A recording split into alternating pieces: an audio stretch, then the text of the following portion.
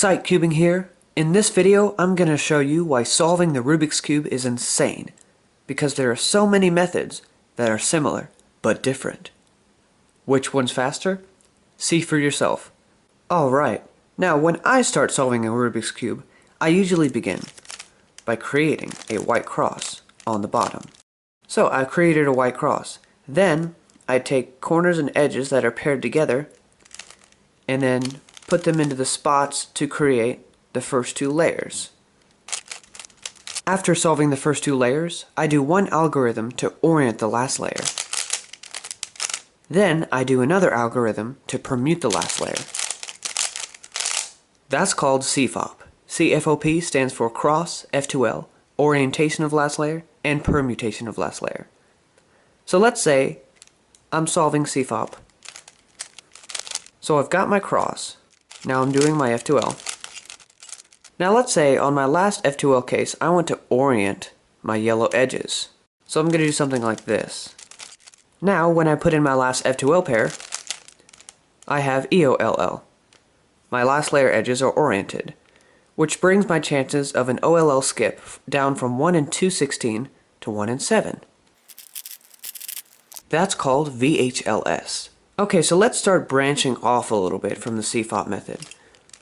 I'm going to begin to solve my cross, but I'm going to be lazy and not solve my last edge.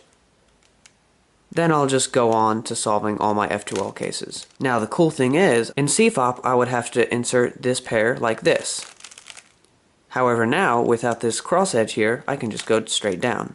So I've solved all my F2L cases. So I'm just going to go ahead and orient my last layer corners. And you know what, I'll go ahead and solve them. Okay, I'm in an adventurous mood, so I'm just going to go ahead and orient all my edges. Alright, so I've oriented my edges. Now I'll go ahead and put my last cross edge in, since he feels sort of lonely. So what I've ended up with is one of the 4 edge permutations. So that was called FreeFop. Now, let's go out even a little further and only solve 2 of the cross pieces. Then we'll go on to solve F2L, but beginning with this slot between the 2 edges that we solved. Now let's solve F2L on one side of that 2x2x2 block that we've made. Okay, so I've solved 3 cross pieces and 2 F2L cases. I'm sort of getting tired of the whole cross F2L thing, so I'm going to go ahead and orient all of my edges. Okay, I've oriented all of my edges. Now the cool thing is, I have 2 gen F2L. In other words, I can solve my last 2 F2L cases using only R and U. So I'm going to do that.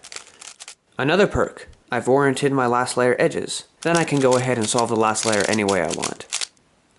That was Petrus. Alright, let's go out even further.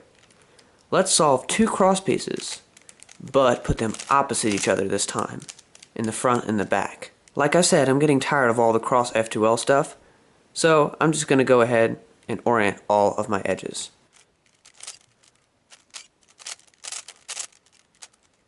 Okay, I've oriented all my edges.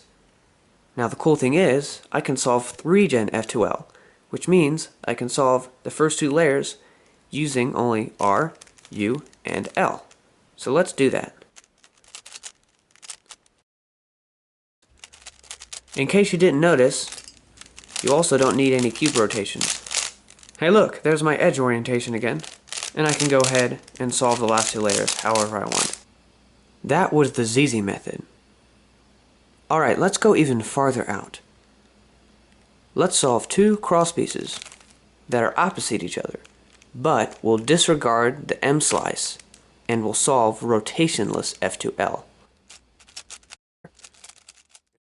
Obviously the bonus is that you can insert pairs faster because the M slice isn't in the way. However, the M slice also works against you. In CFOP, you're not going to have edges that are trapped all the way back here.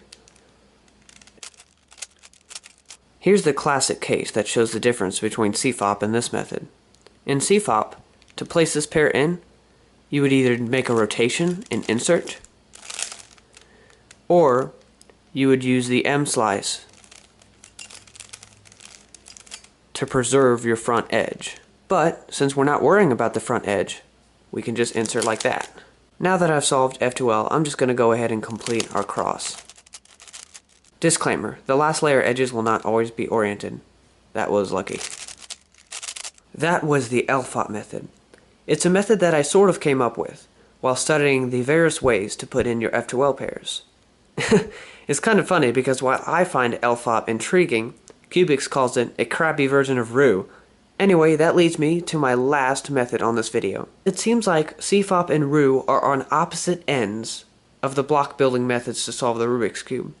CFOP, you just go from the bottom up. Ru, you sort of go from the outside in. So I'm only going to solve one crosspiece. Then I'm going to solve the F2L pair next to the crosspiece. Then I'm going to solve the F2L pair on the other side of that crosspiece. So I need to make another one of these on this side. And the cool thing about Ru is that it limits your movements.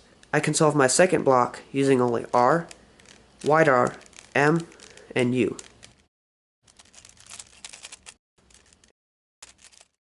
After solving my two blocks, I'm going to solve the four top corners.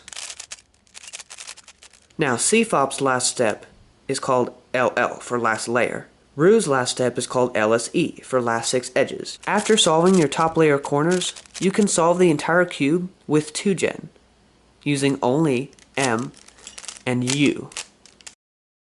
I hope you enjoyed this video as much as I did. It's insane how many different ways there are to solve the Rubik's Cube. Thanks for watching.